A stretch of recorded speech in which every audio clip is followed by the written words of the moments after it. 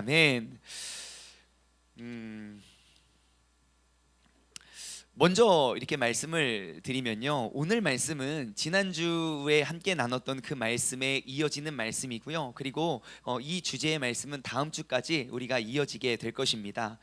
지난주 말씀 기억하십니까? 지난주에는 남유다의 성공적인 그 마무리 투수였던 요시야 왕, 남유다의 종교 개혁을 일으켰던 그 요시야 왕의 모습을 살펴봤고요. 오늘은 북이스라엘의 실패하는 마무리 투수 호세아 왕에 대해서 잠시 살펴볼 거고요. 다음 주에는 그 북이스라엘에 남겨진 백성들, 그들의 마음과 그들의 삶의 상태에 대해서 함께 나누어 보길 소망합니다. 혹시 지난주 설교, 주일 설교를 듣지 못하신 분 계시면 유튜브나 홈페이지를 통하여 꼭 다시 들어보시기를 권면합니다.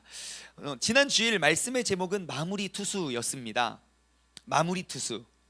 야구 게임에서 승리로 이끌어왔던 경기를 마지막까지 그 승리를 지켜내기 위해서는요, 마무리 투수의 역할이 정말 중요합니다. 1회부터 5회, 6회, 7회 정말 전심전력을 다해서 투구해서 경기를 이겨왔더라도 그 지친 투수, 그 선발 투수를 뒤이어서 그 경기를 이겨왔던 경기를 승리로 이끌어내기 위해 등판한 그 마무리 투수가 9회에 그 공을 던질 때 정말 한 개라도 실투를 하면, 한 개라도 실수를 하면 지금까지 잘 쌓아왔던 그 경기의 모든 운명이 완전 일순간 뒤집혀질 수 있기 때문에 마무리 투수의 역할은 너무너무 중요합니다. 그래서 마무리 투수의 역할을 짊어진 사람은요, 어떠한 실수도 용납할 수 없습니다. 왜냐하면 그의 한 번의 실수는 경기 결과에 직결되기 되어 있기 때문이죠. 우리는 지난 주일 말씀을 통해서 남유다의 성공적인 마무리 투수 요시야 왕에 대해서 함께 나누어 보았습니다. 남유다에 하나님의 진노와 심판이 정말 임박했었습니다. 그 임박한 진노와 심판의 상황 속에 선지자들의 경고들을 모든 왕들이 대부분 무시해오는 그런 환경 속에서 8살밖에 되지 않았던 그 요시야 왕이 되어서 그 나라에 완전히 그 나라의 종교의 개혁을 일으켜 그 나라의 회복을 일으켜냅니다. 그래서 지난주 주일 말씀을 통해서 우리는 그 마무리 투수로 섰던 그 요시야 왕의 장점 2가지와 아쉬웠던 점 1가지를 우리가 나누어 보았는데요. 혹시 기억 나십니까? 그렇죠? 우리는 늘 새롭습니다. 처음 듣는 이야기처럼 듣고 계셔서 너무 감사합니다.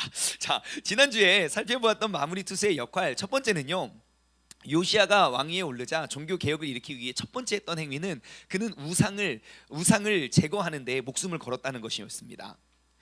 여러분, 우리가 지난주에 그런 말씀을 나누고 우리가 이 시대에 정말 하나님의 진노와 심판이 임하기 전에 우리가 마무리 투수로 하나님을 우리를 세워주셨는데, 여러분, 지난 한 주 동안 살아가시면서 내 삶에 내려놓았던 우상이 있습니까? 없습니까?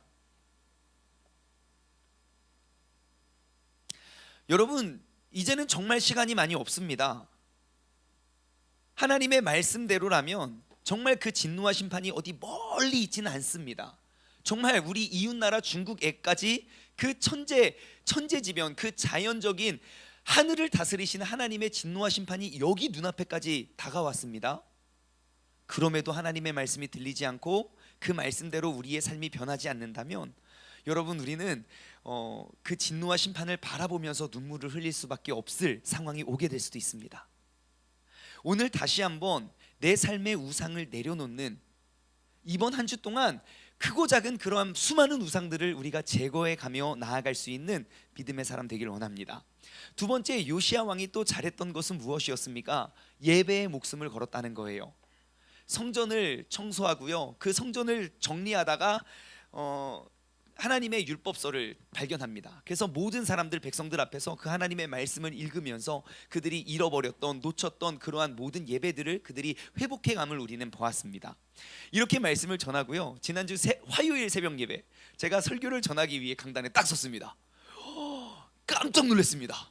평소보다 한 10몇 분이 더 와서 앉아 계시는 거예요. 뭔가 새벽이 꽉 찬 것 같았어요. 야, 이게 우리가 진짜 진정한 회복이 일어나는구나. 그 감동은 수요일도 목요일도 금요일도 이어지지 못했습니다. 화요일만 잠깐 그러고 점점점 그냥 이제 원래대로 이렇게 돌아가더라고요. 여러분, 우리가 이번 주에 또다시 도전했으면 좋겠어요. 여러분, 우리가 우리의 신앙의 회복을 위해서 우리는 더 이상 특별한 행사와 특별자를 붙이지 않고 우리가 늘 지켜오고 우리가 늘 섬겨왔고 따랐던 그러한 일상적인 공예배를 우리가 회복해 가길 소망합니다. 여러분, 우리에게 이 공예배라고 정하여 우리에게 가르쳐준 우리 믿음의 선배님들, 우리의 부모님, 그리고 또 그 부모님의 세대를 한번 돌아보면요, 그들은 뭐 많아서 이런 것들을 한 게 아닙니다. 무슨 여유가 많아서 아닙니다. 새벽 4시만 되면 딸랑딸랑 땡땡 교회에서 그 종소리가 울렸고요. 그냥 동이 트기도 전에 길거리에 막 가로등도 없었을 그때에 그 어둠을 헤치고 그 할머니가, 꼬부랑 할머니가 교회를 가서 그냥 납작 엎드려 가족을 위해서, 또 남편을 위해서, 또 자녀를 위해서, 또 그 당시 그분들이 했던 꼭 기도, 나라와 민족을 위해서, 그들이 그렇게 눈물 흘리고 씨를 뿌렸던 그러한 새벽 예배의 영성, 그 기도의 영성을 우리가 다시금 회복해 가길 소망합니다. 제가 새벽 예배를 쭉 이렇게, 저도 직업이 목사다 보니까 새벽 예배를 빠짐없이 우리 세종중문교회를 개척한 이후로 3년 반 동안 새벽 예배를 열심히 드리고 나서 제 삶에 큰 변화를 하나 발견했어요. 요즘에 뭐냐면, 우리가 큐티책 말씀을 본문을 가지고, 오늘도 그 큐티책 본문이고요, 다음 주도 계속 우리 큐티책 본문으로 말씀을 나눌 건데요, 이제 이렇게 쭉 새벽 예배 때는 우리가 큐티책 나와 있는 본문, 뭐 20절 혹은 30절, 한 30절도 많아요, 한 10절에서 20절 되는 그 말씀을 우리가 좀 깊이 살펴보거든요. 근데 그리고 이제 성경을 통독해요. 성경을 그냥 개별적으로 쭉 읽다가요, 그냥 쭈루루루 그냥 있는 내용이 나아가다가 새벽 예배에 우리가 함께 나눴던 그러한 책이나 그런 본문이 나오잖아요. 그러면 이렇게 성경 통독을 쭉 가다가 이렇게 그때 나눴던 은혜와 그러한 그때 나눴던 말씀들이 다 기억나요. 그 말씀이 막 생생하게 살아나다가 또 이렇게 이렇게, 여러분 진짜 그 새벽 예배만 참석해도 우리 진짜 성경적인 지식이나 그리고 말씀이 부족하다는 이야기 많으실걸요. 예, 여러분, 우리가 진정으로 그러한 공예배들을 우리가 회복해가고 매일매일 말씀 묵상하는 습관들을 들여갔으면 좋겠습니다. 그리고 그 우시야 왕이 놓쳤던 것이 하나 있었습니다. 그게 뭐냐면, 다음 세대 교육을 놓쳐버렸어요. 그래서 우리는 지난주에 다음 세대의 교육에 목숨을 걸어야 된다고 말씀을 나눴죠. 요시야 왕의 그 종교 개혁, 남유다에 있었던 모든 왕들도 어느 누구도 하지 못했던 그런 어린 왕의 행했던 종교 개혁은요, 정말 충격적이었습니다. 그냥 이곳저곳 다니면서 그냥 우상들을 그냥 없애고 안 보이게 감춰뒀다가 어플을 지웠다가 다음에 또 깔았다가 또 지웠다가 깔은 게 아니고요, 우시아가 행했던 그 종교 개혁은 우상을 그냥 다 빻아서 가루로 만들어서 무덤에다 뿌렸고요, 우상을 숭배하는 그런 제사장들 다 잡아다가 불에 태워서 뼈를 다 갈았다니까요. 완전히 없애기 위해서. 그것을 우리나라만 한 게 아니라 우리가 다스리는 모든 이방 나라들까지 완전 그 우상 타파를 위해서 그렇게 열심히 신앙생활을 했습니다. 근데 안타까운 사실은 무엇입니까? 그의 아들 여호아스가 왕이 된 이후로 무너뜨리고 가루가 되었던 모든 우상들을 다시 만들어 세웠다는 거예요. 요시야의 실패를 바라보면서 여러분, 우리는 보완해 나가야 됩니다. 우리가 꼭 내 육적 자녀들에게 내가 행하고 내가 올바로 기준을 세웠던 그 믿음의 유산을 내 대에서 멈추지 마시고요, 그 다음 세대에 이어갈 수 있도록 이러한 아름다운 간증들, 이러한 간증들, 야, 우리 엄마는 말이지 맨날 성경을 쓰면서 우리에게 맨날 기도해 줬다. 여러분, 이러한 아름다운 간증들을 우리가 계속 남겨가길 소망합니다. 부모보다 자녀가 더 잘 되는 교회, 우리 교회가 옛날부터 줄창 외쳤던 구호였어요. 여러분, 부모 때보다 자녀 때가 더 하나님을 사랑하는 가정을 우리 모두가 함께 이루어가고 세워가시길 주님의 이름으로 간절히 소망합니다. 오늘은요, 북왕국의 마무리 투수 중에 한 명을 살펴보기를 원합니다.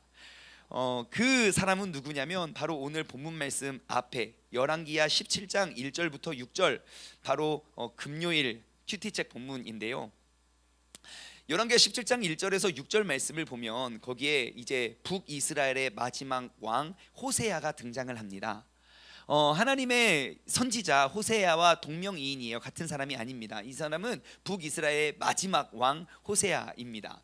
호세아 왕은요, 북이스라엘의 역사의 마무리 투수로 마운드에 딱 올랐습니다. 하나님이 호세아를 세우셨죠.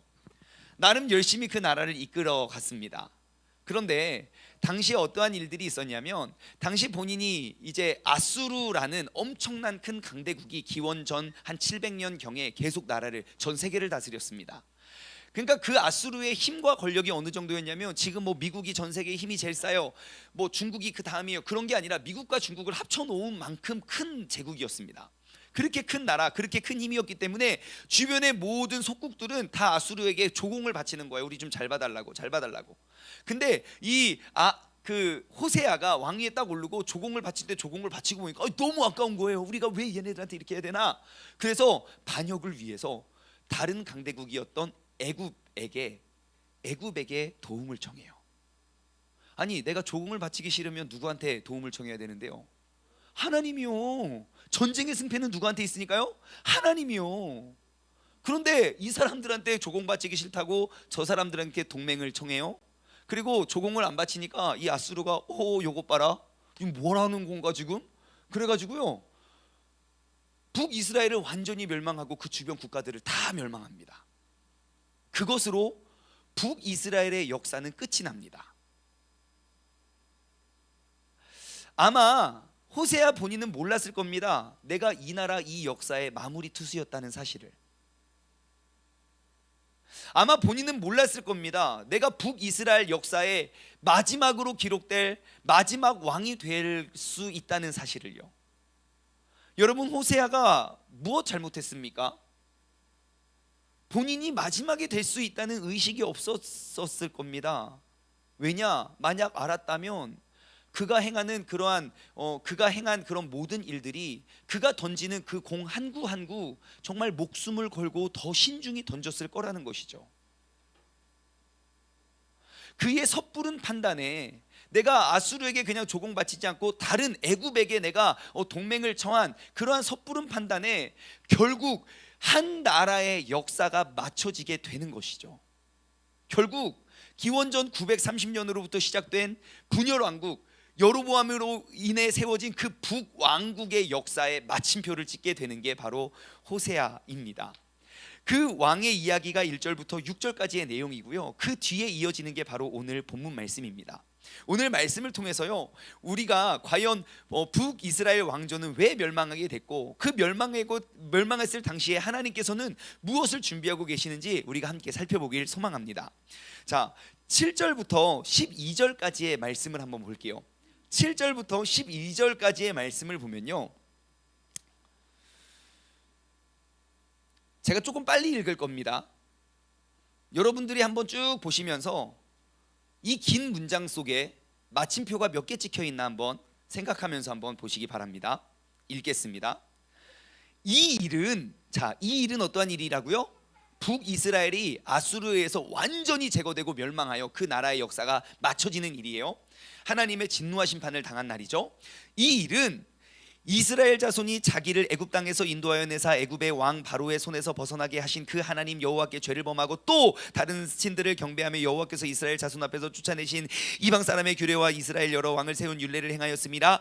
이스라엘의 자손이 점차로 불의를 행하여 그 하나님 여호와를 배역하여 모든 성읍의 망대로부터 견고한 성에 이르도록 산당을 세우고 모든 산 위에서 모든 푸른 나무 아래에 목상과 아세라상을 세우고 또 여호와께서 그들 앞에서 물리치신 이방 사람들이 그곳 모든 산당에 분향하여 또 악을 행하여 여호와를 경노하게 하였으며 또 우상을 섬겼으니 이는 여호와께서 그들에게 행하지 말라고 하신 말씀이리라.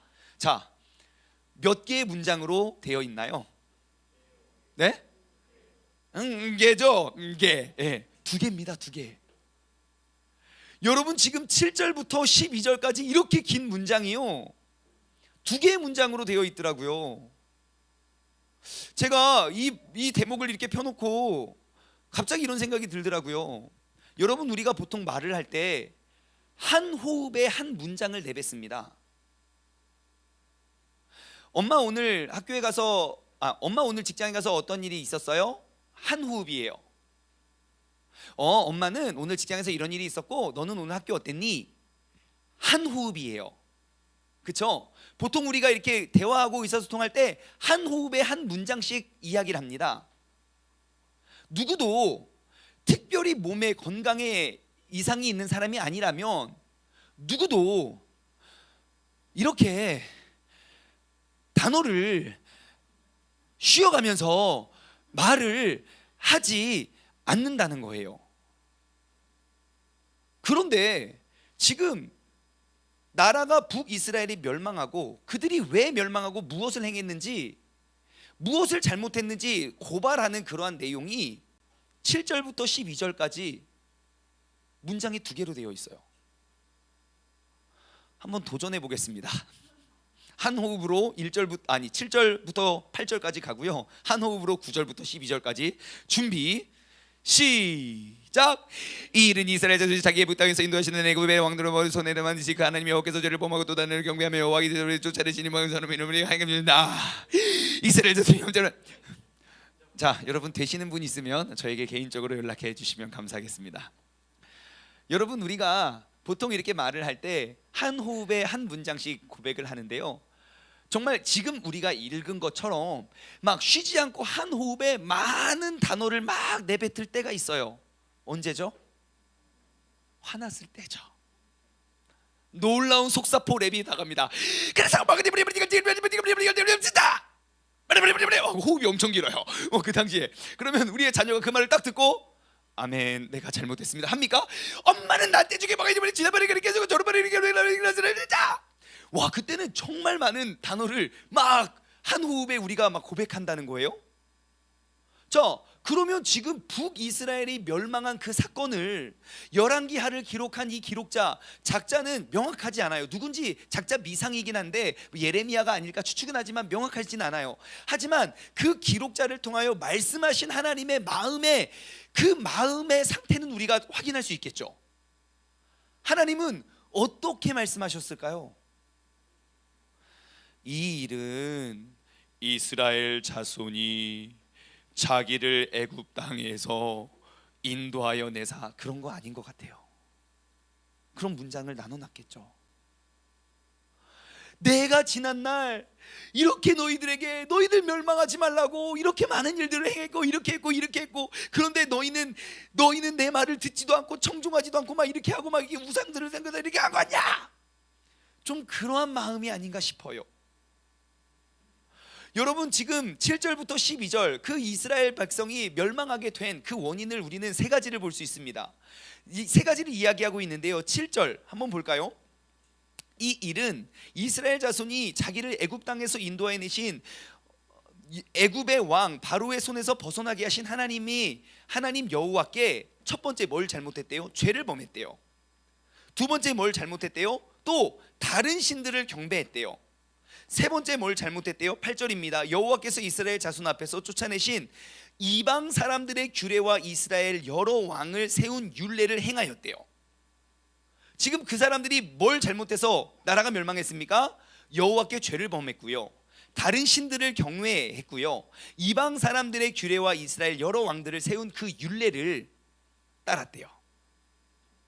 나를 세우고 나를 만드신 그 하나님의 말씀과 명령을 우리가 듣고 따르고 행했던 것이 아니라 그냥 사람들 만든, 사람들 보기 좋은 말대로 행했고 혹은 이방 사람들이 멋져 보이는 일들대로 행했다는 거예요. 그런데 이 멸망이 어디로부터 왔는가? 이러한 잘못이 어떻게 그럼 이 사람들은 이렇게 되었는가? 그 설명이 9절부터 12절까지 설명해 주고 있는데요, 9절만 한번 살펴보겠습니다. 이들의 패망 원인, 이들이 무엇부터 어디서부터 잘못되었나? 이스라엘의 자손이 점차로 불의를 행하여 그 하나님 여호와를 배역하여 모든 성읍의 망대로부터 경관성에 이르도록 산당을 세우고 그 뒤로는 계속 우상숭배 이야기입니다. 자, 어디로부터, 그 우상숭배의 잘못이 어디로부터 시작되었죠? 이스라엘 자손이 점차로 불의를 행했대요. 그들은 하나님을요 처음부터 우상을 섬긴 게 아니고요, 점차로 불의를 행했습니다. 여러분, 사단은요 언제나 우리의 큰 믿음을 공격하기 위해 맞서지 않습니다. 우리를 하나님으로부터 멀어지게 하고 하나님과의 관계를 끊어지게 하기 위해서 사단이 우리를 어떻게 공격하는지 아십니까? 우리로 하여금 점차로 불의를 행하게 합니다. 아주 작은 믿음, 아주 작은 것부터 타협하게 만듭니다. 여러분 생각해 보십시오. 진짜 귀신이, 마귀가 나를 쓰러뜨리고 나를 공격하기 위해 내 눈앞에 딱 나타나는데 어떻게 나타날 것 같습니까? 야, 귀신이다, 도망가! 여러분 그렇게 나타날 것 같아요? 여러분, 마귀는 그렇게 멍청하지 않아요. 가랑비에 옷 젖는다고 하죠. 그냥 추적추적. 오늘 아침 저 교회를 나오는데 이거 비가 오는 거예요, 안 오는 거예요, 뭐요 이거? 그런데 옷은 다 젖어버린다는 거예요. 지금 점차로 불의를 행한다. 아마 이 자리에 있는 우리 모두는요, 또 영상을 통해 예배를 보시는 모든 분들은 그 악한 존재, 악한 실체에 대해서 너무너무 잘 알고 있을 거예요. 그들은 끊임없이 우리를 공격하고, 그들은 끊임없이 우리를 넘어뜨리고, 우리의 삶을 빼앗아가 죄악되게 만들기를 늘 원한다는 것도 우리가 알고 있어요. 우리가 이러한 것들을 생각하고 어떠한 악이 오면 내가 물리쳐야지 준비하고 있는 이 사실에 대해서 마귀가 알까요, 모를까요? 모르고 가서 짜장, 이거 무서워, 마귀네, 가. 여러분 절대 그러지 않습니다. 우리를 나보다 너무너무 잘 알고 있는 그들은요, 나를 넘어뜨리기 위해 아주 작은 것 하나를 넘어뜨립니다. 이게 죄인가 아닌가, 긴가민가 하는 그것부터 고민하게 만들고요, 그것부터 타협하게 만들어요. 뭐 교회를 굳이 교회만 하나님이 계시나, 여기도 계신다 하면서 예배를 다 무너뜨리고요, 내가 누군가를 용서하지 못하는 거, 어떻게 내가 다 친하게 지내. 정말 작은 생각, 작은 마음, 작은 말, 정말 작은 것 하나, 하나님의 말씀과 비슷하지만 조금 다른 것 하나하나 점차로 불의를 행하게 만듭니다. 그리고 점차로 그들은 하나님을 배역했고, 지금 이 결과, 나라가 완전히 멸망해버리는 그러한 결과를 맺게 됩니다. 여러분, 오늘 이 점차로를 우리가 한번 생각해 보길 원해요. 그 점차로 주님과 멀어졌던 그들의 모습이 어떻게 되는지 아십니까? 다시 9절 말씀 볼까요? 모든 성읍의 망대로부터 견고한 성에 이르도록 산당을 다 세웠고요, 모든 산 위에, 그리고 모든 푸른 나무 아래에 목상과 아세라상을 다 세웠고요, 또 여호와께서 그들 앞에서 물리신 이방 사람 같이 그곳 모든 산당에서 분향을 했고요, 또 악을 행하여 여호와를 경노하게 했고요, 또 우상을 섬겼고요, 이는 여호와께서 그들에게 행하지 말라고 하신 말임에도 불구하고 점차로 그 중심과 믿음과 신앙을 잃어버렸던 그들은 그렇게 모든 곳에서 우상을 숭배하면서도 깨닫지 못했던 사람들이었습니다. 지금 이 일들을 현대어로 한번 환원하면 어떨까요? 삶의 모든 자리에서 우상들이 늘어나고 예배가 무너지는 상태 아닙니까? 내가 우상을 섬기기 위해서 하나님을 섬기지 못하는 상태. 나는 분명히 우상을 모시고 우상을 따르진 않았지만 돌아보면 점차로 내 삶에 하나님의 영역은 없어지고 하나님의 능력은 잊혀져 가고, 교회 다닌 사람은 원래 그래 라는 말이 익숙해지고 있는 것이 우리의 믿음이 아닌가 한번 돌아보시기 바랍니다. 성경은 단 한 번도 너희는 세상과 타협하며 양다리 걸쳐서 살아가는 것이 오늘날의 현대인의 믿음 생활이라고 가르쳐 준 적이 없음에도 불구하고 우리 모두는 왜 다 그런 것들이 너무너무 익숙하고 친숙한지 모르겠습니다. 어쩌면 이 시간 이 자리에 있는 우리도 점차로 나의 마음이 하나님으로부터 멀어져 가고 있는 상태가 아닌가 돌아보길 원합니다. 지금까지 세상의 흐름과 그 분위기에 따라서 정말 작은 것 하나씩 타협해가는 신앙생활, 결국 내 삶 모든 곳에 우상이 세워졌고 결국 모든 예배를 파멸시키고 결국 하나님의 진노와 심판이 아니고서는 우리가 돌아갈 길 없을 만큼의 목이 굳어지는 상태가 아닐까 싶습니다. 그러면 우리가 이 상태를 역으로 한번 접근해 볼까요? 우리가 하나님께서 세우신 마무리 투수임을 우리가 인지하고, 야, 진짜 진노와 심판이 멀지 않았구나. 그러면 우리가 어떻게 대처하면 회복할 수 있겠습니까? 점차로 마음이 굳어져서 점차로 불의를 행해서 그 나라가 완전히 몰락했다면 우리가 역으로 가면 돼요. 점차로 의를 행하며 나아가는 삶의 주인공이 됐다고 생각해 보십시오. 어렵지 않습니다. 모든 민족을 가서 구원하고 막 목숨을 걸고 나아가는 걸 요구하는 게 아니에요. 점차로 공예배를 한번 세워가 보십시오. 점차로 내가 그 예배를 위한 사모하는 마음부터 회복해 보시고요, 점차로 예배를 준비하는 시간을 점점점 늘려보시고, 점차로 하나님의 기쁨을 위해 내가 봉사하는 시간걸, 점차로 하나님의 말씀을 나누고 가르치는 시간들을 점차로 늘려나간다면 여러분, 이 나라의 운명, 이 나라를 향한 하나님의 뜻은 바뀌어지지 않을까 생각해 봅니다. 여러분, 그 점차로 이루어지는 그런 신앙의 회복 속에 내 삶의 우상들은 점차로 사라지게 될 것이며 하나님과 교제와 그 소통은 원활하게 이루어지게 될 줄 믿습니다. 아마 점차로 불의를 행하는 삶 또는 점차로 의를 행하는 삶, 눈으로 보이면 별로 티가 나지 않습니다. 가랑비 조금 맞는다고 와, 너 완전 비 많이 맞았구나, 누구도 그러지 않아요. 내가 그 점차로의 변화, 아씨 오늘 교회 갈까 말까, 아씨 오늘 영상 볼까, 아씨 오늘 TV 볼까, 그 점차로 내가 불의를 행하는 사람과 점차로 예배를 회복해가는 사람, 눈으로 보면 똑같아요. 너 교회 다니는 사람이 왜 그러냐? 라는 말 들을 수 있어요. 하지만 생각해 보십시오. 점차로 예배가 무너진 삶과 점차로 예배를 회복해가는 삶의 열매가 어떨까요? 여러분, 우리의 인생은요 한순간 결정됩니다. 내가 원래 계속 나쁜 짓을 하다가 나빠지는 게 아니에요. 처음에는 그냥 갔다가요, 그 다음에 이렇게 어울렸다가, 그 다음 눌러 앉았다가, 그 다음에 거기서 막 계속 그 죄인이 되는 거 아닙니까? 우리의 인생이 언제 힘들어지나요? 딱 한순간이에요. 결정적인 그 순간.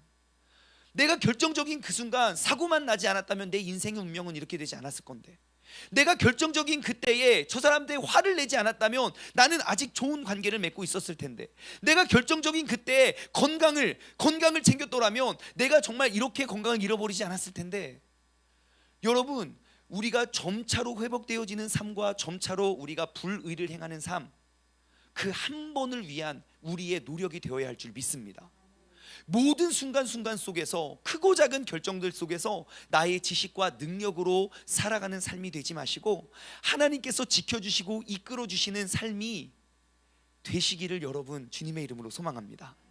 여러분, 이 시간 다시 한번 내 삶의 점차로를 돌아보기를 원합니다.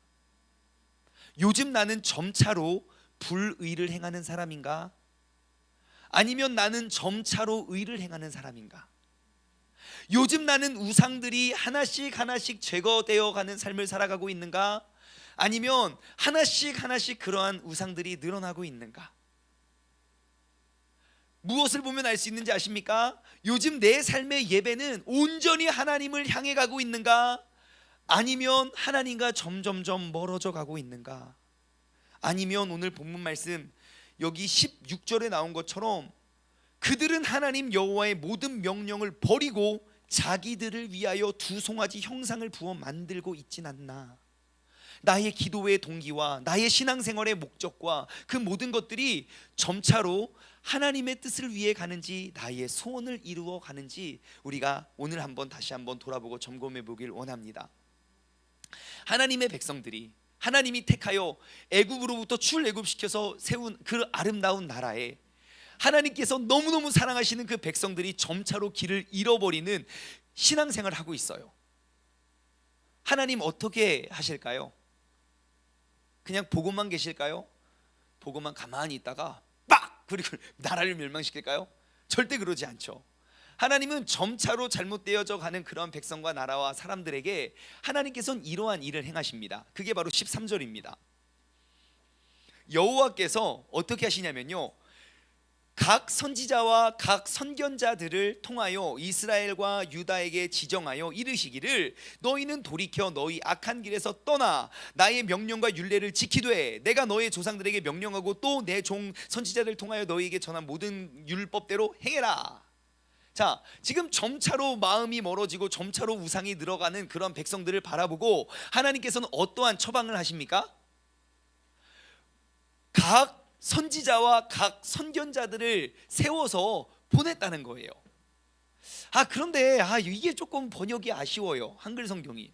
여러분, 각 선지자와 각 선견자는 몇 명입니까? 그 각이야? 각이야, 그냥 각. 그래서 이게 각이 도대체 뭐지? 라고 싶어서 제가 히브리어 원어 성경을 보니까요, 이 각이라는 단어가 히브리 단어로 콜이라는 단어예요. 콜! 어렵지 않죠? 콜! 기억 안 하셔도 돼요. 근데 그 콜이라는 히브리어 단어의 의미가 뭐냐면 every예요. every. 그래서 영어 성경에는요, every prophet 이렇게 나와요. 모든 선지자. 하나님께서 지금 점차로 퇴색되어져 가고 있는 그런 사람들과 백성들을 위해서 하나님께서 내리시고 하나님께서 행하시는 처방이 무엇입니까? 모든 선지자들과 모든 선견자들을 다 보냈다는 거예요. 나의 말씀과 기준이 바로 선 사람들을 내가 불러서 그들을 세워서 그들을 보냈다는 거예요. 무엇하라고요? 그들에게 제발 내 마음 좀 전해줄 수 없겠니? 여러분, 하나님께서는요, 그 점차로 무너져가는 백성과 그 나라의 사람들, 그들의 회복을 위해서 세울 수 있는 사람들 다 세워서 보냈다는 거예요. 그럼 우리가 한번 생각해 볼까요? 오늘 이 아침에 이 시간에 하나님이 우리를 왜 이 자리에 세우셨을까요? 점차로 불의를 행하는 것 타협하라고요? 아니요. 하나님의 말씀에 들리고 그 마음에 합한 자라면 우리가 이제 일어나 나아가서 그들에게 하나님의 마음을 진구하고 전파하는 사람이 되라고 우리를 이 시간에 부르지 않았나 싶습니다. 여러분, 우리가 그 하나님의 마음을 헤아리기를 원해요. 이제는 더 이상 내 믿음 하나 지킬까 말까 그 고민하면 나라가 멸망해요. 이제는 더 이상 내가 가만히 앉아서 지금 나도 교회 갈까 말까 하면서 세상 사람과 똑같은 기준으로 우리가 살아가는 것, 여러분, 이제 정말 진노와 심판이 눈앞에 다다랐어요. 그렇다면 하나님께서 세우신 모든 선지자와 모든 선견자, 우리가 그 하나님의 마음을 헤아린 자가 되어서 내가 살릴 것뿐만 아니라 남 역시 우리가 살리고 회복해낼 수 있는 믿음의 주님의 귀한 도구로 쓰임 받으시길 주님의 이름으로 소망합니다. 여러분, 점차로 악행하는 사람이 되시겠습니까? 주님께서 보냄받은 사람이 되시길 원하십니까? 우리가 다시금 일어나 점차로 우리의 삶과 무너졌던 기준과 그 신앙을 회복해 갈 수 있는 믿음의 사람 되시길 주님의 이름으로 소망합니다. 눈에 보여지는 그런 모든 것들, 어떠한 것 하나라도 목적 없이 만들어진 건 없습니다. 모든 만들어진 것에는 목적이 있어요. 하물며 그 모든 세상을 다스리고 통치하는 인간은 하나님께서 왜 보내셨고 어떠한 목적을 가지고 계실까요? 내가 이루고자 하는 그 소원보다, 나의 욕심보다 나에게 생명을 주관하시는 그 하나님의 목적을 바라보며 회복해 나갈 수 있는 믿음의 선지자, 그 주님께서 사용하시는 귀한 도구로 우리가 쓰임받길 소망합니다. 자, 그러면 우리가 선포해야 할 그 메시지는 무엇입니까? 13절 다시 한번 읽어볼게요. 여호와께서 각 선지자와 모든 선지자와 모든 선견자를 통하여 이스라엘과 유다에게 지정하여 이르시기를 이렇게 말합니다. 너희는 돌이켜 너희의 악한 길에서 떠나 나의 명령과 율례를 지키되 내가 너희 조상들에게 명령하고 또 내 종 선지자들을 통하여 너희에게 전한 모든 율법대로 행하라. 자, 4개 하래요. 4개. 돌떠지행이라고요. 돌떠지행. 여러분, 제가 다시 한번 13절 읽어드릴 테니까 그 돌떠지행이 뭔지 한번 발견해 보시길 바래요. 여호와께서 각 선지자와 선견자들을 통하여 이스라엘 유다에게 지정하여 이르시기를 너희는 돌이켜 너희의 악한 길에서 떠나 나의 명령과 규례를 지키되 내가 너희 조상들에게 명령하고 내 종 선지자들을 통하여 너희에게 전한 모든 율법대로 행하라. 돌이키고 떠나고 지키고 행하래요. 그것을 전하래요. 먼저 돌이키고라는 단어를 한번 돌아봅시다. 이 돌이키다라는 단어, 이 단어는요 히브리 단어로 슈브라는 단어예요. 슈브. 그 단어의 의미는 이런 겁니다. 돌아오다, 내가 다시 돌아가다, 내 마음을 갔던 그 마음을 다시 돌이키다, 혹은 무너졌던 그런 것들을 회복하다 라는 단어예요. 여러분, 우리의 신앙생활은 무엇인 줄 아십니까? 돌이키는 거예요. 하나님께서 정말 흠없고 아름다운 모습으로 우리를 만드셨지만 이 마음속에 수많은 죄악의 씨앗들을 뿌려서 열매 맺는 그런 모든 것들, 내가 깨닫는 족족 돌아가고 돌이키고 깨닫는 게, 그게 바로 신앙생활입니다.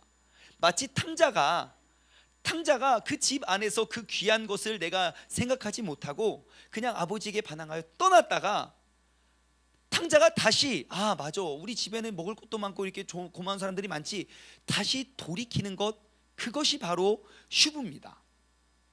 회복하는 것. 여러분, 우리는 늘, 그럼 언제 우리가 우리의 죄인됨을, 죄악됨을 우리가 언제 깨닫습니까? 목사님이 막 설교하면 맞아 내가 죄인입니다 하고 막 우상들 다 때려 부셨어요 한 주 동안? 아니요.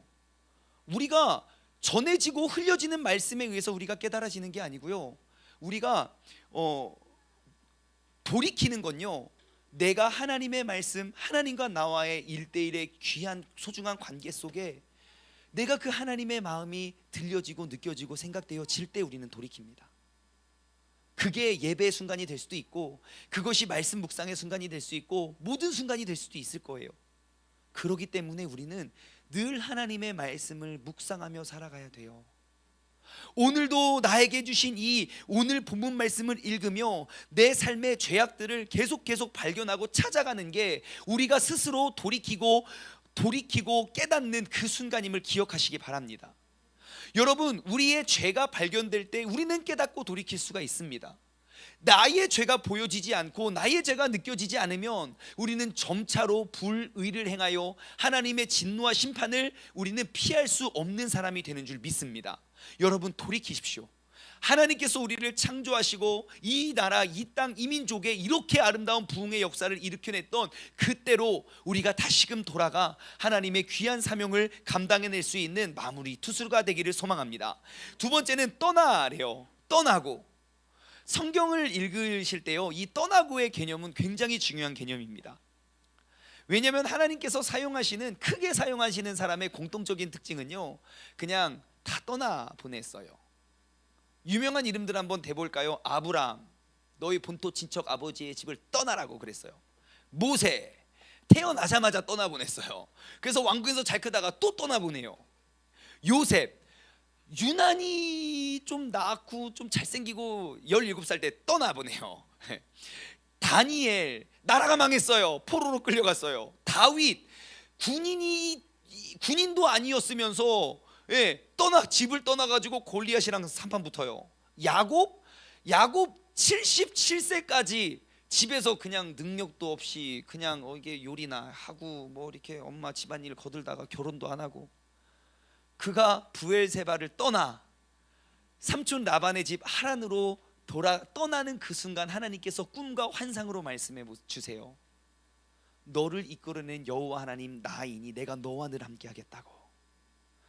여러분, 우리의 믿음과 우리의 신앙생활, 내가 누군가를 계속 의지하고 기대고 사람이나 혹은 공동체 속에서만 일어나는 것이 아닙니다. 내가 의지했던, 내가 믿었던 사람이든 관계든, 그게 돈이든 물질이든 내 삶에 쌓아놨던 모든 우상들로부터 내가 떠났을 때 우리는 하나님을 의지하게 됩니다. 여러분, 신약 성경에서도 예수님께서는 계속 떠나라고 가르치셨어요. 마가복음 6장 7절부터 보시잖아요. 예수님께서 제자를 불러가지고요, 두 명씩 보냅니다. 야, 니네 떠나! 그러면서 귀신을 제어하는 권능을 주시고 이렇게 명령하십니다. 여행을 위해서 지팡이 외에는 양식이나 배낭이나 전대의 돈이나 아무것도 가지지 말고 신만 신고 두 벌 옷도 가지지 말고 떠나! 그래요. 그리고 그들이 떠나서 진짜 주님의 능력으로 주님을 의지하며 행했을 때 그들이 돌아와서 간증하는 그 간증 보고서를 보십시오. 내가 진짜 주님의 이름으로 전하니까 진짜 귀신이 떠나고 병도 낫고 정말 그런 거 있습니다. 두 번 옷도 없었던 그들이 주님을 의지했을 때 그들이 그렇게 잘 살았던 것처럼, 아니 그건 약과예요. 출애굽 시대에 최소 200만 명 되는 그 수백만 명의 사람들이 출애굽할 때 옷 하나 입고 떠났어요. 다 굶어 죽었습니까? 아니요. 우리가 떠나는 그때 우리는 주님을 바라보게 되고 주님을 의지하는 그때 우리의 진정한 회복의 삶이, 신앙이 시작되는 줄 믿습니다. 여러분, 이제는 우리가 이 안에서만, 내 안에서만 머물러 있을 때가 아닙니다. 내가 아직까지 믿을 수 있는 집이 있고, 내가 아직까지 믿을 수 있는 돈이 있고, 내가 아직까지 믿을 수 있는 명예가 있다면 여러분, 하나님의 영광을 위해서 우리가 복음을 들고 나아가시길 바랍니다. 하나님의 복음의 열정이 가리워지는 것이 아니라 그 하나님의 복음의 열정이 그런 모든 것들을 떠나 주님만을 더 의지할 수 있는 사람들 되시길 바랍니다. 그 다음에 따라왔던 단어는 지키고예요. 지키고, 지키다. 하나님의 말씀을 지켜내래요. 히브리어로요, 제가 전에 한번 이 개념을 설명해 드린 적이 있는데요, 히브리어로 묵상이라는 단어가 이제 두 개가 있는데요, 하나는 하가, 하나는 시아입니다. 시아? 시아. 네. 근데 그 하가라는 단어가 어디에 쓰여지냐면요, 시편 1편에 쓰여져요. 복 있는 사람은 하면서 악인들의 꾀를 따르지 아니고 죄인들에게 서리와 오만한 자리에 앉지 아니하며, 그러면서 뭡니까? 오직 여호와의 율법을 즐거워하여 주야로 그것을 묵상하는 자로다. 그게 바로 거기에 쓰였던 묵상하는 자로다. 그게 바로 하가예요. 하가라는 단어가 쓰여졌어요. 근데 그 하가라는 단어의 의미가 뭐냐면 곰곰이 생각하다, 신음하다예요. 그래서 예를 들어서 이런 거예요. 비둘기가 이게 하가예요. 그래서 하나님의 말씀을 우리가 계속 읊조리고 계속 곱씹는 게 하가예요. 근데 하가가 이사야서 31장 4절에는 이렇게 쓰여졌어요. 이건 한번 찾아볼까요? 이사야서 31장 4절 한번 볼게요. 여러분, 하가를 한번 찾아보십시오. 시작. 여호와께서 이같이 내게 이르시되 큰 사자나 젊은 사자가 자기의 먹이를 움키고 으르렁거릴 때 그것을 치려고 여러 목자를 불렀다 할지라도. 자, 지금 하가가 어디에 쓰였는지 아십니까? 그 먹이를 움키고 으르렁거릴 때 저 단어가 하가입니다. 사자가 먹이를 잡고 언제 그러겠습니까? 예? 먹을 거 뺏길 때. 누가 하이에나가 이렇게 와요. 뺏어 먹으려고 그러면 왜요? 나 지금 내 거라고, 어디라고. 또 누가 오면 뭡니까? 여러분, 우리는 하나님의 말씀이 내 안에 딱 심겨지면 우리는 그 말씀을 지켜내기 위해서 우리는 하가해야 된다고요. 지켜내시길 바래요. 지나가고 잊어가는 것이 아니라 그 말씀을 방해하고 빼앗아가는 그러한 사람들이 있다면, 그러한 일들이 있다면 어흥 하고 내쫓으시길 바래요. 또 사자가 먹이를 움켜쥐고 또 언제 어흥하겠습니까? 좋아서요. 나 큰 거 잡았어. 계속 그런 거 아닙니까? 여러분, 우리가 하나님의 말씀을 묵상해서 우리가 그 말씀을 기쁨으로 그것을 유지하고 가지고 계시길 바랍니다. 말씀 묵상은 바로 이런 거예요. 그 말씀을 지켜내는 거예요. 내가 애타게 찾고 갈망해서 얻게 된 그 말씀, 여러분, 그것 내가 기쁨으로 으르렁거리면서 누구에게도 빼앗기지 않으려고 으르렁거리면서 그 말씀을 내 마음속, 삶 속에 지켜내시기 바랍니다. 네 번째로 행하래요. 뭐 이것은 더 이상 강조하지 않아도 다 알 것 같아요. 하나님의 말씀의 능력은 듣는 데서 있지 않습니다. 그 말씀을 행할 때 그 말씀이 능력이 있습니다. 이제는 우리가 듣기만 익숙하고 듣기에 머물러 있는 신앙, 여러분, 그 신앙의 모습의 결과가 정말 진노와 심판이 눈앞에 다가왔습니다. 이제는 그 말씀의 행함으로 하나님의 능력을 보여줄 수 있는 믿음의 사람 되기를 주님의 이름으로 간절히 소망합니다. 이렇게 하나님이 모든 선지자들을 세워서 보냈어요. 그런데 어떠한 일이 벌어지는지 아십니까? 14절부터 18절까지 쭉 한번 읽어보면요, 그 내용을 요약하면 이런 거예요. 그렇게 전했으나 일단 그들이 듣질 않고요, 그들은 목을 곧게 했고요, 그들은 하나님의 말씀을 버렸고요, 그들은 허무한 것을 뒤따랐고요, 그들은 하나님의 모든 명령도 버렸고요, 자기들을 위하여 우상을 세웠습니다. 여러분, 우리는 어떠한 사람이 되시겠습니까? 하나님께서 준비하고 예비된 그 하가를 우리가 전달할 수 있는 믿음의 사람 되기를 소원합니다.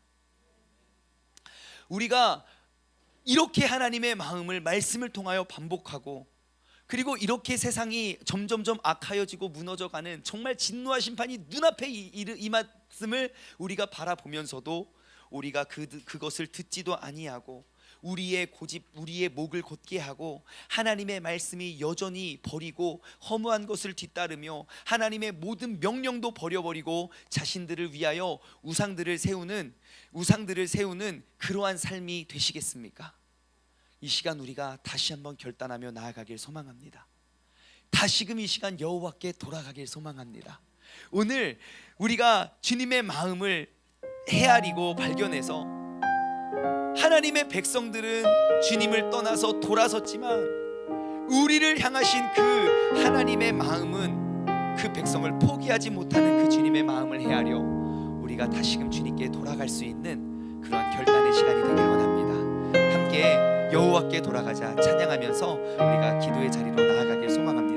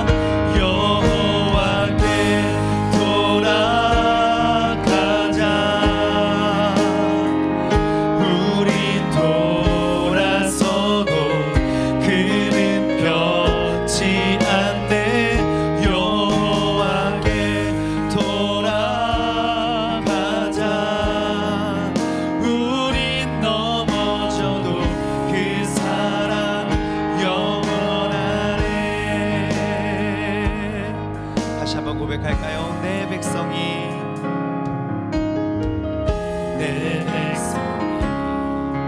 나를 떠나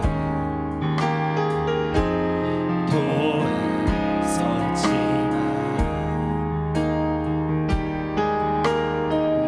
내 사랑이 내 백성을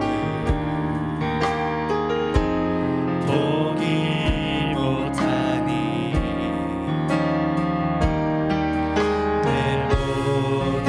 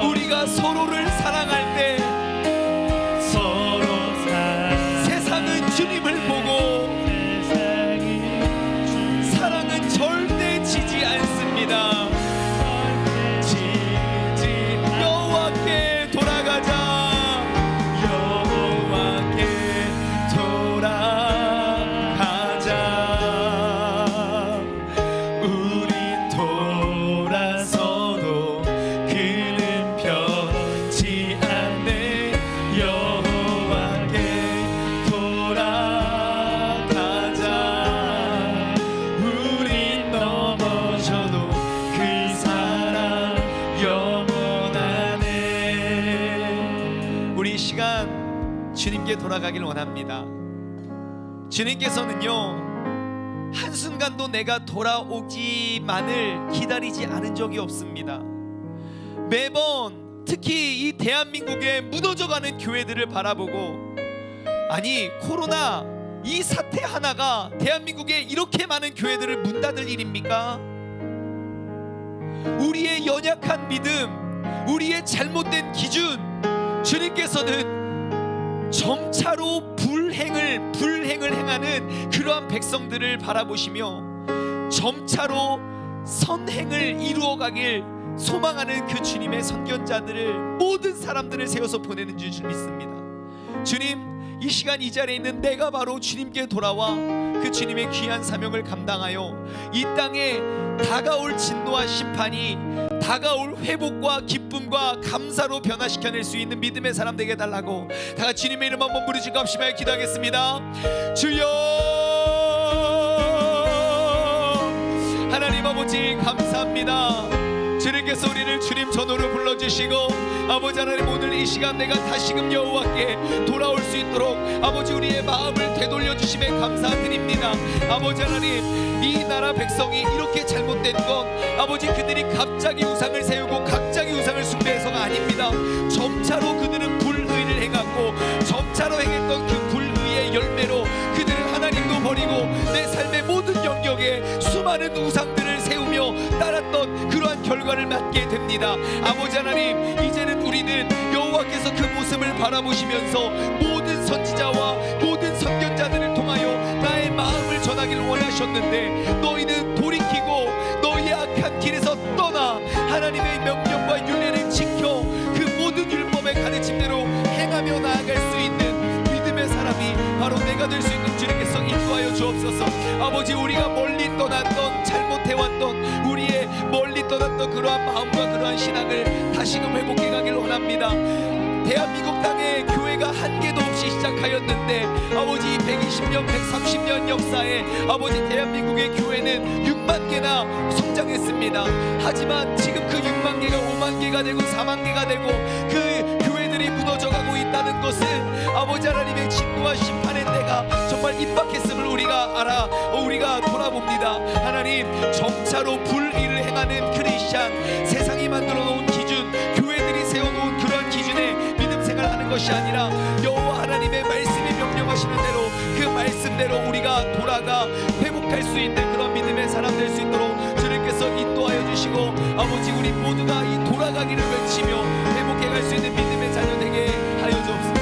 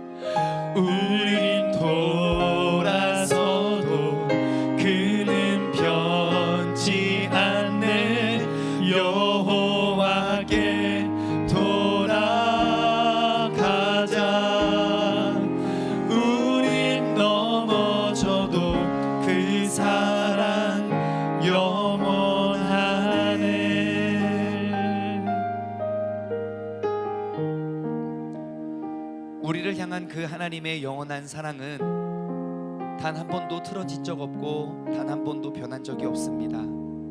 다만 주님, 과연 나를 사랑하십니까? 주님, 나를 사랑하시면 어떻게 나에게 이렇게 하실 수 있습니까? 라는 불평불만이 주님의 사랑이 변해서가 아니라 주님을 향한 나의 사랑이 멀어지고 변했기 때문임을 고백합니다. 내가 점차로 불의를 행하여 그 결과로 하나님을 섬기는 것보다 내 삶의 모든 영역에 우상들을 세우고 그들을 섬겼던 이스라엘 백성들, 하나님, 이제는 우리가 여호와께 돌아가 점차로 선을 행하는, 의를 행하는 그 거룩을 회복해 갈 수 있는 믿음의 사람들 되길 주님의 이름으로 소망합니다. 정말 말씀대로라면 임박한 하나님의 심판의 그 마지막 마무리 투수로 선 우리는 여호와께서 모든 선지자를 세우시고 모든 선견자를 통하여 너희는 가서 나의 마음을 전해라, 너희는 돌이키고 그 악한 길에서 떠나고 여호와의 명령과 율법을 지켜 그 모든 율법대로 행하라, 돌이키고 떠나고 지키고 행하라는 아주 간단한 원리, 우리가 다 알고 있는 원리이지만 멸망했던 그 나라 그 백성들의 특징은 들리지 아니하였고 목이 곧아졌고 하나님의 말씀을 버렸고 허무한 것들을 뒤따랐고 하나님의 명령조차 버리고 나 자신을 위한 또 다른 우상을 만들고 있었음을 고백합니다. 하나님, 오늘 이 시간 이 자리로부터 우리가 여호와께 돌아가 회복해 나가길 소망합니다. 주님, 이 시간 우리의 마음을 받으시고 이번 한 주 우리가 점차로 회복해 갈 수 있는 믿음의 사람 되기를 주님께서 늘 동행하여 주옵소서. 이제는 우리 주 예수 그리스도의 은혜와 아버지 하나님의 무한하신 사랑하심과 성령님의 교통하심이 우리가 여호와께 돌아가 아버지 하나님께서 모든 사람을 세워서 보내고 모든 선견자들을 세워서 보내시듯 그 주님의 귀한 사명을 감당해 가길 소망하는 사랑하는 우리 세종중문 가족들 모리모리 위에 이제로부터 영원토록 함께 하시길 간절히 축원하옵나이다.